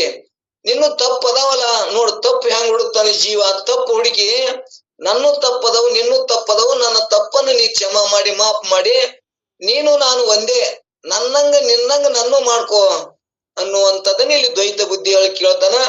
ಆದ್ರೆ ವಿಚಾರ ಮಾಡಿದ್ರ ಎಲ್ತನ ಜ್ಞಾನ ಆಗುದಿಲ್ಲ. ಹಿಂಗ್ ದ್ವೈತ ಬುದ್ಧಿ ಎರಡು ಇರುದೆ. ಯಾವಾಗ ನನ್ನ ಜ್ಞಾನ ಆಯ್ತು ಅಂದ್ರ ಶಿವ ಬ್ಯಾರೆ ಅಲ್ಲ, ನಾ ಬ್ಯಾರೆ ಅಲ್ಲ, ಒಬ್ಬನೇ ಶಿವ ಅದಾನ ಅನ್ನುವಂಥದ್ದನ್ನ ಜ್ಞಾನ ಆಗುತ್ತಾನ. ಇವ್ ದ್ವೈತ ಬುದ್ಧಿ ಇರುದೆ. ದ್ವೈತ ಇವ್ ಕತಿ ಇರುವೆ, ಜಗತ್ತಿರುದೆ, ಎಲ್ಲ ಇರುದೆ. ಯಾವಾಗ ಜ್ಞಾನ ಆಯ್ತು ಅಂದ್ರ ನಾನು ಪರಿಪೂರ್ಣ ಒಬ್ಬನೇ ಇದೀನಿ, ಎಲ್ಲದ್ರೊಳಗು ನಾನೇ ತುಂಬಿಕೊಂಡಿನಿ, ನನ್ ಬಿಟ್ಟು ಅನ್ಯವೇ ಇಲ್ಲ ಅಂತಂದ ಈ ದ್ವೈತ ಬುದ್ಧಿ ಹೋಗ್ತದ. ದ್ವೈತ ಇರುತ್ತಾನ, ದೇವ್ರೊಬ್ಬ, ನಾನೊಬ್ಬ, ಕೊಡವ ನಾ ಬೇಡವ ಅನ್ನುವಂಥದ್ದನ್ನ ಇದು ಜಗತ್ತೇನೆ ಇದೆ ಸುತ್ತ ಹಾಕೋತ ಇರ್ತದ. ಎಷ್ಟೇ ಕಷ್ಟಗಳು ಬರ್ತಾವ ಅಂದ್ರ ಮತ್ತ ಭಗವಂತನ ಮರಿ ಹೋಗ್ತಾನ, ಮತ್ತ ಪರಿಹಾರ ಮಾಡ್ತಾನ, ಮತ್ತ ಏನ್ ಮಾಡ್ತಾನ? ತನ್ನ ಭೋಗದ ಬಯಕೆಗಳನ್ನ ಇಡಿಸ್ಕೊಳಕ್ ಮತ್ತ ಪಾಪ ಮಾಡ್ತಾನ, ಮತ್ತ ಹುಡ್ತಾನ, ಮತ್ತ ಸಾಯ್ತಾನ. ಹುಟ್ಟು ಸಾವಕ್ಕೆ ಒಳಿಪಟ್ಟದ ಈ ಜೀವ. ಸಾವುದಿಂದ ಪಾರಾಗ್ಬೇಕಾಗ್ಯದಂದ್ರ, ಈ ಬಹು ಸಂಸಾರದಿಂದ ದಾಟಾಗ್ಬೇಕಾಗ್ಯದಂದ್ರ ಎಲ್ತಾನ ದ್ವೈತ ಬುದ್ಧಿ ಇರ್ತದ. ಎಲ್ತಾನ ಅದ್ವೈತ ಜ್ಞಾನ ಆಗುದಿಲ್ಲ, ಎಲ್ತಕ್ಕ ತನ್ನ ಜ್ಞಾನ ಆಗುದಿಲ್ಲ, ತನ್ನ ಸ್ವರೂಪ ಜ್ಞಾನ ಆಗುದಿಲ್ಲ. ಅಲ್ತಾನ ಇವ ಏನಾಗ್ತಿರ್ತಾನಂದ್ರ ಹಿಂಗ್ ಪರಮಾತ್ಮಗೆ ಸವಾಲ್ ಹಾಕವ್ನೆ, ತಪ್ಪು ಮಾಡವ್ನೆ, ಮತ್ತ ಅವ ಪರಮಾತ್ಮ ಬೂಳೆ ಭಕ್ತರನ್ನ ಮತ್ತ ಅವ ಕರುಣೆ ಮಾಡವ್ನೆ. ಕರುಣೆ ಮಾಡಿದಾಗ ಇವ್ರು ಮತ್ತ ಅದನ್ನ ಮರೆತು ಅಹಂಕಾರಿಗಳಾಗಿ ಮತ್ತ ಏನ್ ಮಾಡೋರಪ್ಪ ಅಂದ್ರ ಲೋಕಕಂಟಕರಾಗಿ ಮತ್ತ ಪರಮಾತ್ಮನನ್ನೇ ಇವ್ರು ಏನ್ ಮಾಡ್ತಾರಂದ್ರ ತೊಂದರೆ ಕೊಡುವಂತವ್ರಾದಾಗ ಮತ್ತ ಒಂದು ಉಪಾಯದಿಂದ ಅವ್ರನ್ನ ಏನ್ ಮಾಡ್ತಾನ? ಅವರನ್ನ ಕೊಲ್ತಾನ, ಅವರನ್ನ ಸಂಹಾರ ಮಾಡ್ತಾನ ಅನ್ನುವಂಥದ್ದನ್ನ ಇಲ್ಲಿ ತನ ಅನೇಕ ಕಥೆಗಳನ್ನ ಕೇಳ್ಕೊತ ಬಂದೇವೆ. ಪರಮಾತ್ಮ ಹಂಗ ಬೇಡಿದ್ದನ್ನು ಕೊಡ್ತಾನ, ಅವ್ರು ಬೇಡಿದ್ದನ್ನ ಕೊಟ್ಟ ಅವ್ರನ್ನ ಅಹಂಕಾರಿಗಳನ್ನಾಗಿ ಮಾಡ್ತಾನ. ಅಹಂಕಾರ ಆಗಿ ಮತ್ತವ್ರನ್ನ ಪರಮಾತ್ಮ ಕೊಟ್ಟವನನ್ನೇ ಮರೆಸಿ ಅವನನ್ನೇ ಇವ್ರು ಏನ್ ಮಾಡ್ತಾರಪ್ಪ ಅಂದ್ರ ಪರಮಾತ್ಮನನ್ನೇ ಸುಡಾಕ್ ಹೋಗ್ತಾರ. ಕತಿ ಕೇಳಿವೆ. ಅವನ ವರವನ್ನೇ ಪಡ್ಕೊಂಡು ಅಲ್ಲಿ ಏನಾಗಿರ್ತದಪ್ಪ ಅಂದ್ರೆ ಹಿಂದ್ ಕತಿ ರಗಡ್ ಕೇಳ್ಕೊತ ಬಂದೇವಿ. ನಮ್ಗೆ ಎಲ್ಲರಿಗೂ ಸ್ಮರಣ ಚುಟಿಗಿ ಕೊಡ್ಕೋತ ಹೋಗುದು. ಅಲ್ಲಿ ಏನ್ ಮಾಡಿತಾನ ಪರಮಾತ್ಮಗ ಒಂದು ವರವನ್ನೇ ಕೇಳ್ತಾನ. ನನಗ ಕೈಯಲ್ಲಿ ಇಟ್ಟಲ್ಲೇ ಒಂದು ಹೂ ಸಿಗುದಿಲ್ಲ. ಅವ ಎಲ್ಲಪ್ಪ ಅಂದ್ರ ಸತ್ತ ಹೆಣಗಳ ಬೂದಿಯನ್ನ ತಂದು ಅವ ಪೂಜೆ ಮಾಡ್ತಿರ್ತಾನ. ಅವಾಗ ಏನ್ ಮಾಡ್ತಾರ ಅಂದ್ರ ಒಂದ್ ದಿವ್ಸ ಹೆಣ ಸಿಗ್ಲಾರಂಗ್ ಮಾಡ್ತಾರ. ಒಟ್ಟು ಯಾವ ಹೆಣ ಸುಟ್ಟಿದ ಬೂದಿ ಸಿಗ್ಲಾರಂಗ್ ಮಾಡಿದಾಗ ಅವ ಏನ್ ಮಾಡ್ತಾನ, ನಾ ಎಲ್ಲಿ ಕೈ ಹಿಡ್ತೀನಿ ಅಲ್ಲಿ ಬೂದಿ ಸಿಗ್ಲಿ ಅಂತೇಳಿ ಭಗವಂತನನ್ನ ಪ್ರಾರ್ಥನೆ ಮಾಡಿದಾಗ ಅದನ್ನು ಕೊಡ್ತಾನ. ಅದನ್ನು ಕೊಟ್ಟಾಗ ಅವ ಎಲ್ಲಿ ಕೈ ಇಡ್ತಾನ ಸುಟ್ಟು ಭಸ್ಮ ಆಗಂಗ ಅಕ್ಕಾರ. ಭಸ್ಮ ಆದಾಗ ಅವ ಏನ್ ಮಾಡ್ತಾರ, ಇವ ತನ್ನ ಕಾಮಾತುರನಾಗಿ ಅವ ಏನ್ ಮಾಡ್ತಾನ, ಶಿವನನ್ನ ಪಾರ್ವತಿಯನ್ನೇ ಅವನೇನ್ ಮಾಡ್ತಾನ, ಇವನು ಸುಟ್ಟು ಬಿಟ್ರೆ ಆಕಿನನ್ನೇ ಹೊಲಸ್ಕೋಬೇಕು ಅನ್ನುವಂಥದನ್ನ ಇಂಥ ಕೆಟ್ಟ ಬುದ್ಧಿ ಜೀವಿಗಳು ಅದಾರ. ಕತೆ ಈಗಿನ ಲೋಕದಾಗ ಅದಾರ. ಹಂಗ ಆವಾಗನೂ ಕೂಡ ಅವ ಏನ್ ಮಾಡ್ದ, ಪರಮಾತ್ಮನನ್ನ ತಪಸ್ಸು ಮಾಡಿ ವರವನ್ನು ಪಡೆದುಕೊಂಡು ಮತ್ತ ಅವ ಎಲ್ಲಿಗೆ ಹೋದ, ಎಂತ ದುಷ್ಟ ಬುದ್ಧಿ ಅವನಾದ. ಆ ಪರಮೇಶ್ವರ ಕೊಟ್ಟವನೇ ಸುಟ್ಟು ಬಿಡ್ಬೇಕು. ಅವನ್ ಸುಟ್ಟು ಬಿಟ್ರು ಹೋದ್ರ ಆಯ್ತಲ್ಲ, ನಾನೇ ಈ ಲೋಕದ ಒಡೆಯ ಹಾಕಿನಿ, ಪಾರ್ವತಿ ನನ್ನವಳಕ್ಕಳ ಅನ್ನುವಂಥದನ್ನ ಅಲ್ಲಿ ಕೂಡ ಇವನ ದುಷ್ಟತನವನ್ನ ನೋಡಿ ಮತ್ತೊಂದು ಸ್ತ್ರೀಯನ್ನು ಉತ್ಪನ್ನ ಮಾಡಿ ಅವನ ತಲೆ ಮೇಲೆ ಕೈ ಇಟ್ಟುಕೊಂಡು ಸುಡುವಂಗನು ಮಾಡಿದಾಗ ಅನೇಕ ಕಥೆಗಳು ನಾವು ಇವತ್ತ ಪೌರಾಣಿಕ ಕಥೆಗಳನ್ನು ಕೇಳ್ತೇವೆ. ಕಥೆ ಇವು. ಇಲ್ಲಿ ಆ ಕಥೆಯನ್ನು ಕೇಳಿದಾಗ ಇವನ ದುಷ್ಟ ಗುಣ ಎಷ್ಟಾದಪ್ಪ ಅನ್ನುವಂಥದ್ದು ಕೊಟ್ಟವರನ್ನು ಕೂಡ ಅವನನ್ನ ಕೊಲ್ಲಾಕ್ ಹೋದಾಗ ಪರಮಾತ್ಮ ಅವನೇ ಮತ್ತೆ ಇವನನ್ನ ಏನ್ ಮಾಡದಂದ್ರೆ ಸಂಹಾರ ಮಾಡದ. ಇಂತ ಅನೇಕ ದುಷ್ಟರನ್ನ, ಲೋಕಕಂಟಕರನ್ನ ಪರಮಾತ್ಮ ಮತ್ತ ಅವತರಿಸಿ ಯದಾ ಈ ಧರ್ಮಶ್ಯ ಮತ್ತ ಅವ್ರನ್ನ ಏನ್ ಮಾಡ್ತಾನಂದ್ರ ಆ ಕಂಟಕಗಳನ್ನ ಸಂಹಾರ ಮಾಡ್ತಾನ ಅನ್ನುವಂಥದ್ದನ್ನ ಇಲ್ಲಿ ಹೇಳುವಂತ ಅನೇಕ ಕಥೆಗಳು ಕೇಳ್ಕೋತ ಬಂದೇವೆ. ಹಂಗ ಕಥೆ ಕೇಳುವಾಗ ನಿನ್ನಲ್ಲಿ ದೋಷ ಅದಾವಲ್ಲ, ಮೊದಲಿ ಮತ್ತ ಯಮಧರ್ಮ ನೀ ಶಿಕ್ಷೆ ಮಾಡುದಿಲ್ಲ ಅಂತ ಇಲ್ಲಿ ನಮಗ್ ಏನಕ್ಕದ, ಹಿಂಗ ಶಿವ ಪೂಜೆ ಮಾಡೋರಿಗೆ, ಶಿವ ಧ್ಯಾನ ಮಾಡೋರಿಗೆ ಮತ್ತು ಶಾಸ್ತ್ರ ಕೇಳೋರಿಗೆ ನೀನ್ ಮೋಕ್ಷವನ್ನೇ ಕೊಟ್ಟಿಲ್ಲ, ನೀ ಮೋಕ್ಷವನ್ನು ಕೊಡ್ತಿ, ಮತ್ತ ಅವನ ಯಮಧರ್ಮನನ್ನ ರಕ್ಷಣೆ ಮಾಡಿದಿ, ನೀನ್ ತಪ್ಪಿಲ್ಲ ಅಂತ ಅವ್ ಯಾಕೆ ಕೊಟ್ಟಿ ಅನ್ನುವಂಥದ್ದು ಇಲ್ಲಿ ಪ್ರಶ್ನೆ. ಒಂದು ಯಾವುದು ಈ ಭಕ್ತನ ಪ್ರಶ್ನೆ. ಇಲ್ಲಿ ಒಟ್ಟಾರೆ ನಾವ್ ಏನ್ ತಿಳ್ಕೊಬೇಕಾಗ್ಯದಂದ್ರ, ಆ ದ್ವೈತ ಬುದ್ಧಿಯನ್ನ ಬಿಟ್ಟು ಆ ಪರಮಾತ್ಮ ಒಬ್ಬನೇ ಅದಾನ. ನನ್ನ ದೋಷಗಳು ಜ್ಞಾನ ಆಯ್ತು ಅಂದ್ರ, ನನ್ನ ಅರಿವಿಗೆ ಬತ್ತು ಅಂದ್ರ ನನ್ನ ದೋಷಗಳನ್ನ ಪರಮಾತ್ಮ ಮಾಪ ಮಾಡಿ ನನ್ನನ್ನು ಕ್ಷಮಾ ಮಾಡಿ ತನ್ನಂತೆ ಮಾಡ್ಕೋತಾನ. ಯಾರು ತನ್ನನ್ನ ಭಜಿಸ್ತಾರ, ಯಾರು ಆ ಭಜಿಸುವುದರಿಂದ ಮನ್ಮನಾನ್ ಭವನ್ ಭಕ್ತು, ಯಾರು ಅವನನ್ನ ಭಕ್ತರಾಗ್ತಾರ, ಯಾರು ಅವನನ್ನು ಭಜಿಸ್ತಾರ, ಅವ್ರ ಎಲ್ಲಾ ಪಾಪಗಳನ್ನ ಸಂಹಾರ ಮಾಡಿ ಮತ್ತ ಅವ್ರಿಗೆ ಮೋಕ್ಷವನ್ನೇ ಕೊಡ್ತಾನ ಅನ್ನುವಂಥದ್ದನ್ನ ಇಷ್ಟೇ ತಾತ್ಪರ್ಯ ತಿಳ್ಕೊಳ್ಳೋಣ. ಯಾಕಂದ್ರೆ ಭಗವದ್ಗೀತೆ ಕೊನೆಯ ಶ್ಲೋಕ, ಮನ್ಮನಾನ್ ಭವನ್ ಭಕ್ತು ಮಾದಾಂಜೆ ಮಾಂ ನಮಸ್ಕರು ಮಾಮೇವ ಸತ್ಯಂತಿ ಪ್ರತಿ ಜಾನಿ ಪ್ರಿಯೋಷಮೆ. ನನ್ನಲ್ಲಿ ಏನೇ ಪಾಪ ದೋಷಗಳನ್ನಿದ್ರೂ ಕೂಡ ಆ ಪಾಪಗಳನ್ನ ಯಾರು ಭಗವಂತನನ್ನ ನಂಬ್ಕೋತಾರ, ಆಶ್ರಯ ಮಾಡ್ಕೋತಾರ, ಅವ್ರ ಪಾಪಗಳನ್ನ ಕಳೆದು ಮೋಕ್ಷವನ್ನೇ ಕೊಡ್ತಾರ ಅನ್ನುವಂಥದ್ದನ್ನ ಇಲ್ಲಿ ಅನೇಕ ರೀತಿ ಕಥೆಗಳನ್ನ ಇಲ್ಲಿ ಹೇಳ್ಕೋತ ಬಂದಾರ. ಇಲ್ಲಿ ಒಟ್ಟಾರೆ ನಾವು ಆ ಪರಮಾತ್ಮನನ್ನ ಭಜಿಸಿ ಮುಕ್ತರಲ್ಲಕ ಒಂದು ಒಳ್ಳೆ ಅವಕಾಶ ಅದ. ಸಟ್ಶಾಸ್ತ್ರಗಳನ್ನ ಕೇಳೋದ್ರಿಂದ ನಾವು ಮತ್ತು ದಿನ ಪೂಜೆ ಮಾಡೋದ್ರಿಂದ, ಪರಮಾತ್ಮನ ನೆನೆಸುವುದರಿಂದ, ಯಾವ್ದಾರ ಒಂದನ್ನು ಮಾಡಿ ಅವನು ಹೊಲಿಸ್ಕೊಂಡೇವಂದ್ರ ನಮ್ಮಲ್ಲಿರುವಂತ ಅಜ್ಞಾನಗಳು ಕೂಡ ನಾಶಿಯಾಗಿ ನಮ್ಗೆ ಒಳ್ಳೆ ಮೋಕ್ಷವನ್ನೇ ಪರಮಾತ್ಮನೇ ಕೊಡ್ತಾನ ಅನ್ನುವಂಥದ್ದನ್ನ. ಮೋಕ್ಷ ಅಂದ್ರೇನು, ಅಜ್ಞಾನ ಕಳಿತಾನ. ಅಜ್ಞಾನ ಹೋಯ್ತು ಅಂದ್ರೆ ನಾನು ಮೋಕ್ಷ ಅಂದ್ರೆ ನಾ ಮುಕ್ತ ಸ್ವರೂಪನೇ ಇದೀನಿ, ನಾ ಪರಮಾತ್ಮನೇ ಇದೀನಿ, ಇದ್ರ ಯಾವ ಸಂಶಯನೂ ಇಲ್ಲ. ನಾನು ಏನದೀನಿ, ಆತ್ಮ ಚೇತನ, ನಾನು ಪರಮಾತ್ಮ ಸ್ವರೂಪನೇ ಇದೀನಿ. ಇದು ನನಗ ಜ್ಞಾನ ಇಲ್ಲಾರ್ಕ ಅಜ್ಞಾನ ಹೆಚ್ಚಾಗಿ ನಾನು ಅಜ್ಞಾನದಿಂದ ಈ ದೇಹ ನಾನು ಅಂತೇಳಿ ಹುಟ್ಟು ಸಾವುಕ ನಾನು ಅಂತ ತಿಳ್ಕೊಂಡಿನಿ, ತೋರೆಡುವಂತ ವಸ್ತು ನಾನು ಅಂತ ತಿಳ್ಕೊಂಡಿನಿ, ಈ ಜಗತ್ತೇ ಸತ್ಯ ಅಂತ ತಿಳ್ಕೊಂಡಿನಿ, ನಾನು ಸಾಯವನು ಹುಟ್ಟವನು ಅಂತ ನನಗೆ ಭ್ರಾಂತಿ ಆದ ಸಂಬಂಧ ಈ 84 ಜನ್ಮ ತಿರುಗಾಕತ್ತೀನಿ ಅನ್ನುವಂಥದ್ದನ್ನ ಇಲ್ಲಿ ಮೇನ್ ತಿಳಿಸುವ ಉದ್ದೇಶಕ್ಕಾಗಿ ಶಿವನನ್ನ ಕರುಣೆ ಮಾಡ್ರಿ, ದ್ವೈತ ಬುದ್ಧಿಯನ್ನು ಬಿಟ್ಟು ಅದ್ವೈತ ಜ್ಞಾನವನ್ನ ನಂಬ್ರಿ ಅನ್ನುವಂಥದ್ದನ್ನ ಇಲ್ಲಿ ಹೇಳುವಂತ ತಾತ್ಪರ್ಯದ. ಇಲ್ಲಿ ಒಟ್ಟಾರೆ ಇಲ್ಲಿ ಏನ್ ಹೇಳ್ತಾರಂದ್ರ, ನೋಡಲಿಂತೇನ ಏಕ ಗುಣ ನಿಂದೆ ಉಂಟು ನಿನಗದ ನಾಡಲೆನ್ನನೆದು ಕಾರಣದಿ ನಾನರಿದೆ ಮಾಡಿದ ಅಪರಾಧ ಕೋಟೆಯನ್ನು ಮರೆದು ನೊಂದು ಗೂಡಿಕೋ ನಿನ್ನೋಳ್ ಎನ್ನಲೇ ಶಂಭುಲಿಂಗವೇ ಎನ್ನುವಂಥದನ್ನ ನೋಡಲು ವಿಚಾರ ಮಾಡಿ ನೋಡುತ್ತಿರಲು ಹೇಳಿದ ಈ ಪ್ರಕಾರ ಅನೇಕ ಗುಣ ನಿಂದೆ ಉಂಟು, ಎಷ್ಟೋ ಗುಣ ದೋಷಗಳು ಇರುವು. ನಿನಗದನ್ನು ನಿನಗೆ ಈ ಮಾತನ್ನು ಆಡಲೆನ್ನೆನು. ಆಡುವುದೆನ್ನಿರುವುದು ಅದು ಕಾರಣದ ಆ ಕಾರಣದಿಂದ ನಾನು ಅರಿದೆ, ಮಾಡಿದ ನಾನು ತಿಳಿದೆ, ನನ್ನ ಅಪರಾಧ ಕೋಟೆಯನ್ನು ನನ್ ಗುರ್ತಾಯ್ತು. ಅದಕ್ಕ ನಿನ್ನೂ ಕೂಡ ಅಪರಾಧ ಅದಾವನು ಅಂತದನ್ನ ನಾನು ಕಂಡುಕೊಂಡು ಅದನ್ನ ನಾನು ಮರಿತೀನಿ, ನೀನು ಮರೆತು ನನ್ನನ್ನು ಕ್ಷಮ ಮಾಡು ಅನ್ನುವಂಥದನ್ನ ಇಲ್ಲಿ ಹೇಳುವಂತ ಉದ್ದೇಶದ ಕೋಟೆ ಏನಂದ್ರೆ ಕೋಟಿ ಅಪರಾಧಿಗಳಿದ್ದರೂ ಅವನನ್ನು ಮರೆತು ಅವುಗಳೆಲ್ಲವನ್ನು ಮರೆತು ಇಲ್ಲಿ ಶಂಭುಲಿಂಗನೇ, ಇಲ್ಲಿ ಪರಮಾತ್ಮನೇ, ಸುಖ ಉತ್ಪತ್ತಿಗೆ ನೀನೇ ಕಾರಣದಿ. ಉತ್ಪತ್ತಿಗೆ ಅಂದ್ರೆ ಎಲ್ಲದಕ್ಕೂ ಹುಟ್ಟು ಸಾವುದಕ್ಕೆಲ್ಲದಕ್ಕೂ ನೀನೇ ಉತ್ಪತ್ತಿ ಕಾರಣದಿ. ಇಲ್ಲಿ ಪರಮಾತ್ಮನೇ ನಿನ್ನೋಳು ನಿನ್ನಲ್ಲಿ ಒಂದು ಗೂಡಿಕೋ ಅಂದ್ರ ಒಂದೇ ಇದೇವೆ, ಪರಮಾತ್ಮ ಬೇರೆಲ್ಲ ನಾವು ಒಂದೇ ಇದೇವೆ. ನಿನ್ನ ಯಜ್ಞಾನ ತೆಗೆದು ಏನು ಮರೆ ಅನ್ನೋದೊಂದು ಪರಿಧಿ ಆಗ್ಯದಲ್ಲ, ಈ ದೇಹ ನಾನು ದೇಹ ಅನ್ನೋದೊಂದು ಪರಿಧಿ ಆಗ್ಯದಲ್ಲ, ಆ ಪರಿಧಿಯನ್ನ ತೆಗೆದೆ ಅಂದ್ರ ಆ ಪರಮಾತ್ಮ ಶಂಭುಲಿಂಗನೇ ನೀ ನದಿ ಅನ್ನುವಂಥದ್ದನ್ನ ಇಲ್ಲಿ ಹೇಳುವಂತ ತಾತ್ಪರ್ಯದ ಈ ನುಡಿಯ 3ನೇ ನುಡಿಯೊಳಗ ಭಕ್ತನಾದಂತವನು ಪರಮಾತ್ಮನನ್ನು ಕುರಿತು ಮೇಲೆ ಹೇಳಿದ ಪ್ರಕಾರ ನಿನ್ನಲ್ಲಿ ಆದರೂ ಸಹ ಅನೇಕ ಗುಣದೋಷಗಳು ಇರುವವು. ಅವು ಎಲ್ಲಗಳನ್ನು ಹೇಳುತ್ತಾ ಹೋಗಬಾರದು. ನಿನ್ನ ಗುಣಗಳನ್ನು ನಾನು ಎಣಿಸುವುದಿಲ್ಲ, ನನ್ನ ಗುಣಗಳನ್ನು ನೀನು ಎಣಿಸಬೇಡ. ಆದ್ರಿಂದ ಯಾವ ಪ್ರಯೋಜನ ಸಿದ್ಧಿಸುವುದಿಲ್ಲ. ಆ ಕಾರಣದಿಂದ ನಾನು ತಿಳಿಯದೆ ಮಾಡಿದ ಅಪರಾಧ ಕೋಟೆಗಳನ್ನು ಮರೆತು ನನ್ನನ್ನು ನಿನ್ನಲ್ಲಿ ಏಕತ್ವ ಮಾಡಿಕೋ ಎಂದು ಪ್ರಾರ್ಥನೆ. ಇಲ್ಲಿ ನನ್ನ ದೋಷಗಳನ್ನ ಮಾಪು ಮಾಡಿ ನನ್ನನ್ನ ನಿನ್ನಂತೆ ಮಾಡಿಕೋ ಪರಮಾತ್ಮ. ನಾನು ತಿಳಿಲಾರ್ದೆ ಅಜ್ಞಾನದಾಗ ದೇಹದೊಳಗ ಅನಂತ ಕೋಟಿ ಪಾಪಗಳನ್ನು ಮಾಡೀನಿ, ನೀನೇ ಕ್ಷಮಾ ಮಾಡಮದಿ. ನಿನ್ನ ಬಿಟ್ರೆ ನನ್ನ ಯಾರು ರಕ್ಷಣೆ ಮಾಡ್ತಾರ? ಅದಕ್ಕ ನನ್ನನ್ನ ಆ ಪಾಪಗಳನ್ನ ಮಾಪು ಮಾಡಿ ನಿನ್ನಂತೆ ನೀನು ನಾನು ಒಂದೇದೇವೆ. ಆದ್ರ ಆ ಪಾಪದಿಂದ ನನಗೆ ಏನಾಗ್ಯದ, ಬ್ಯಾರೆ ಏನಾಗ್ಯದ. ಆ ಪಾಪವನ್ನ ಮಾಪು ಮಾಡಿ ಆ ಶಂಭುಲಿಂಗನೇ ನಾನು ಅದೀನಿ ಅಂತ ಅನಂತ ಪ್ರಾರ್ಥನೆಯನ್ನ ಇಲ್ಲಿ ಮಾಡ್ಕೊತ ಬಂದನ.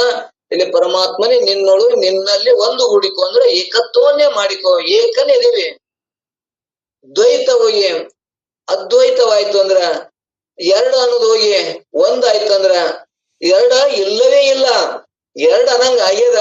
ಆ ಭಾವವನ್ನ ತೆಗೆದೆ ಅಂದ್ರ ಆ ಶಂಭುಲಿಂಗನೇ ನಾನೇ ಅದೀನಿ ಅನ್ನುವಂತ ಜ್ಞಾನ ಆಯ್ತು ಅಂದ್ರ ಅವಾಗ ಸುಖ ತೋರದಯ್ಯ ಸುಖ ತೋರದಯ್ಯ ಬೇರೆ ಬೇರೆ ಭಾವಿಸಿ ಬ್ರಹ್ಮಜ್ಞಾನ ಒಂದಿಲ್ಲದಿರೆ ತೋರುವುದಿಲ್ಲ ಅನ್ನುವಂಥದ್ದನ್ನು ಮತ್ತ ನಿಜಗುಣ ಜ್ಞಾನ ಪ್ರಜ್ಞೋತ್ಸವ ಹೇಳ್ಕೊತ ಬಂದಾರ. ನಮಗೆ ಯಾಕೆ ತೋರೋದಲ್ಲಪ್ಪ ಅಂದ್ರ ಕೋಟಿ ಜಪಾನು ಮಾಡೇವಿ ಮತ್ತು ಎಲ್ಲಾ ಕೋಟಿ ಜಪವನೆಸಿಗಿ ತತ್ವ ಉಪದೇಶ ಒಡೆಯದಿರೆ ಅಂದ್ರ ನಮ್ಗ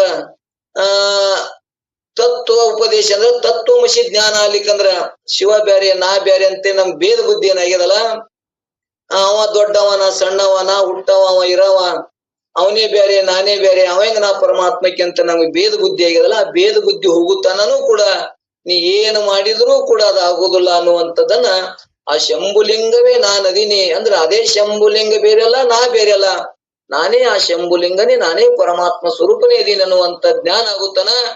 ನಾನಾರು ಅನ್ನುವಂಥದ್ದು ತಿಳಿಯುತ್ತಾನ ಮತ್ತು ತತ್ವಮಸಿ ಜ್ಞಾನ ಆಗುತ್ತಾನ ಮತ್ತು ಆ ಶಂಭುಲಿಂಗನೇ ನಾನೇ ಇದೀನಿ. ಇವು 3 ಮಾತುಗಳು ನೆನಪಿರ್ಬೇಕು.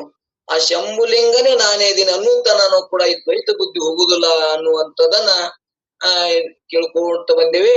ಹಂಗಿಲ್ಲಿ ಕೂಡ ನನ್ನನ್ನು ನಿನ್ನಲ್ಲಿ ಏಕತ್ವ ಮಾಡಿಕೋ ಎಂದು ಪ್ರಾರ್ಥನೆ. ಇದರ ಅರ್ಥ ಏಕತ್ವ ಮಾಡಿಕೊಳ್ಳಬೇಕಾದ್ರೆ ಗುಣಗಳು ಒಂದೇ ಇರಬೇಕು. ಅಂದ್ರ ಪರಮಾತ್ಮ ನನ್ನ ಗುಣಗಳು ನಿನ್ನಗಳು ಒಂದೇ ಇರಬೇಕು ಅಂದ್ರೆ ಏಕತ್ವ ಆಗ್ತದ.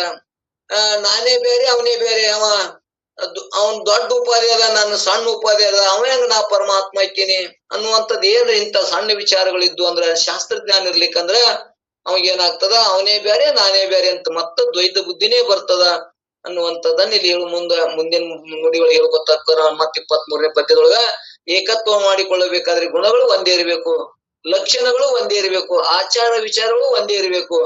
ಅಂದರೆ ನಿನ್ನ ಗುಣಗಳು ಬೇರೆ ನನ್ನ ಗುಣಗಳು ಬೇರೆ, ನಿನ್ನ ಆಚಾರ ವಿಚಾರಗಳು ಬೇರೆ ನನ್ನ ಆಚಾರ ವಿಚಾರಗಳು ಬೇರೆ, ಆದ್ರಿಂದ ಒಂದೇ ಮಾಡಿಕೊಳ್ಳಲಿಕ್ಕೆ ಬರುವುದಿಲ್ಲ ಅಂತ ಅರ್ಥ. ನಿನ್ನಲ್ಲಿ ಏನಾದರೂ ಯಾವ ಸುವಿಚಾರ ಉಂಟು ಅವು ಸುವಿಚಾರವು ಇಲ್ಲ, ಅವಿಚಾರಗಳೇ ಉಂಟು ಎಂಬುದನ್ನ ಮತ್ತ ಮುಂದಿನ ಪದ್ಯದೊಳಗೆ ಹೇಳ್ತೀನಿ ಅನ್ನುವಂಥದ್ದನ್ನ ಇಲ್ಲಿ ಹೇಳ್ಕೊತ ಬಂದಾರ. ಹಂಗ ನಿನ್ನು ಒಂದೇ ಗುಣ ಅದಾವು, ನಿನ್ನ ವಿಚಾರ ನನ್ನ ವಿಚಾರ ಒಂದೇ ಅದಾವು. ಆದ್ರೆ ಈ ದೇಹಾದಿ ಬುದ್ಧಿ ಅವಂಗ ದೇಹಾದಿ ವ್ಯವಹಾರಗಳಿಲ್ಲ, ನನಗೆ ದೇಹಾದಿ ಬುದ್ಧಿ ಅದಾವ. ನನ್ನ ವಿಚಾರಗಳು ಅವನ ವಿಚಾರಗಳು ನಾವ್ ಅದ್ರಾಗ ಕೂಡ್ಸಾಕ ಹೋದ್ರ ಅಕ್ಕವನು ಅಂದ್ರೆ ಇಲ್ಲ. ನನ್ನ ಇಂದ್ರಿಯಗಳಿಂದ ನೋಡ್ಬೇಕನವ, ಇಂದ್ರಿಯಗಳಿಂದ ಮುಟ್ಬೇಕನವ. ಪರಮಾತ್ಮಗ ಆತ್ಮನಿಗೆ ಏನ್ರ ಅವಯಗಳದಾವನು, ಅವ ಇಂದ್ರಿಯಗಳದಾವನು ಅಂದ್ರೆ ಇಲ್ಲ. ಇಲ್ಲಿ ಏಕತ್ವ ಮಾಡಕ್ ಬರುದಿಲ್ಲ. ಏಕತ್ವ ಎಲ್ಲಿ ಮಾಡಕ್ ಬರ್ತಂದ್ರ ಆ ಘಟ ಮಠ ದೃಷ್ಟಾಂತ ಗುರ್ತದ. ಘಟ ಮತ್ತು ಮಠ ಅವ್ ಎರಡೂ ಉಪಾಧಿ ಬಿಚ್ಚದೊಳಗ ಆ ಬೈಲ್ ಏನದಲ್ಲ, ಚೇತನವ ಏನದಲ್ಲ, ಮಠದೊಳಗಿರುವ ಬೈಲು ಒಂದೇ, ಘಟದೊಳಗಿರುವಂತ ಬೈಲು ಒಂದೇ. ಉಪಾಧಿ ಏನದಲ್ಲ, ಇದು ಸಣ್ಣ ಉಪಾಧಿ, ಅದು ದೊಡ್ಡ ಉಪಾಧಿ. ಎರಡೂ ಉಪಾಧಿಗಳನ್ನು ಬಿಚ್ಚಿದಾಗ ಹೆಂಗ ಏಕತ್ವ ಮಾಡಕ್ ಬರ್ತದ, ಹಂಗಿಲ್ಲಿ ಆ ಚೇತನದೊಳಗ ಆತ್ಮನೊಳಗ ಮಾತ್ರ ಒಂದು ಮಾಡಕ್ ಬರ್ತದ. ಈ ಉಪಾಧಿ ಈ ಶರೀರ ಹಿಡ್ಕೊಂಡು ಪರಮಾತ್ಮನಲ್ಲಿ ಈ ಶರೀರ ಹಿಡ್ಕೊಂಡು ಒಂದ್ ಮಾಡಕ್ ಬರ್ತದನು ಅಂದ್ರ ಇಲ್ಲಿ ಬರುದಿಲ್ಲ ಅನ್ನುವಂಥದ್ದನ್ನ ಇದಕ್ಕ ಶರೀರಕ ಅವಯಗಳು, ಇಂದ್ರಿಗಳು, ಇದಕ್ಕ ನಾಮರೂಪಗಳು ಒಳಗೊಂಡಂತದ್ದು ಇದು ಅದ. ಅದು ಪರಮಾತ್ಮ ಚೇತನ ವಸ್ತು ಒಂದೇ ಅದ. ನನ್ನೊಳಗ ನಿನ್ನೊಳಗ ಎಲ್ಲಾ ಜೀವರಾಶಿಗಳು ಒಂದೇ ಚೇತನ ವಸ್ತು ಒಂದೇ ಅದ. ನನ್ನ ಪೂರ್ಣ ಆ ಚೇತನ ಜ್ಞಾನ ಆಗುತ್ತ ನಾನು ಕೂಡ ಇವು ಸಂಶಯ ದ್ವೈತ ಬುದ್ಧಿ ಇರುವೆ. ಯಾವಾಗ ಆ ಚೇತನ ಸ್ವರೂಪ ಅಧಿಷ್ಠಾನ ಜ್ಞಾನ ಆಯ್ತು ಅಂದ್ರ ಅವಾಗ ಮಾತ್ರ ಈ ದ್ವೈತ ಬುದ್ಧಿ ಹೋಗ್ತದ. ಶಿವನೇ ಬ್ಯಾರೆ ಅಲ್ಲ, ನಾ ಬ್ಯಾರೆ ಅಲ್ಲ, ಶಿವ ಸ್ವರೂಪನೇ ನಾನೇ ಇದೀನಿ ಅನ್ನುವಂತ ಜ್ಞಾನವನ್ನ ನಿಮಗ ಸಿದ್ಧಾರೂಢ ಕರುಣಿಸಲಿ, ಕೊಡ್ಲಿ ಅನ್ನುವಂಥದ್ದನ್ನ ಇಲ್ಲಿ ಪ್ರಾರ್ಥನೆ ಮಾಡ್ಕೊಳ್ಳೋಣ. ಅಂತ ದಯಾಮಯವಾದ ಸಿದ್ಧಾರೂಢ ಇನ್ನಿಷ್ಟು ನಮಗ ಅಂತ ತಿಳ್ಕೊಳ್ಳುವಂತ ಶಕ್ತಿ ಕರುಣಿಸಲಿ ಅಂತೇಳಿ ಪ್ರಾರ್ಥಿಸಿ ನನ್ನೊಂದೆರಡು ಮಾತುಗಳನ್ನ ಏನೋ ಹೆಚ್ಚು ಕಮ್ಮಿ ತಾವು ಕ್ಷಮಿಸ್ತೀರಿ. ನನ್ನೊಂದೆರಡು ಮಾತುಗಳನ್ನು ಸಿದ್ಧಾರೂಢ ಪಾದಕ್ಕೆ ಅರ್ಪಿಸಿ ಮುಕ್ತಾಯ ಮಾಡ್ತೇನ್ರಿ. ಎಲ್ಲರ ಪಾದಕ್ಕೂ ಶರಣಾರ್ಥಿಗಳು. ಓಂ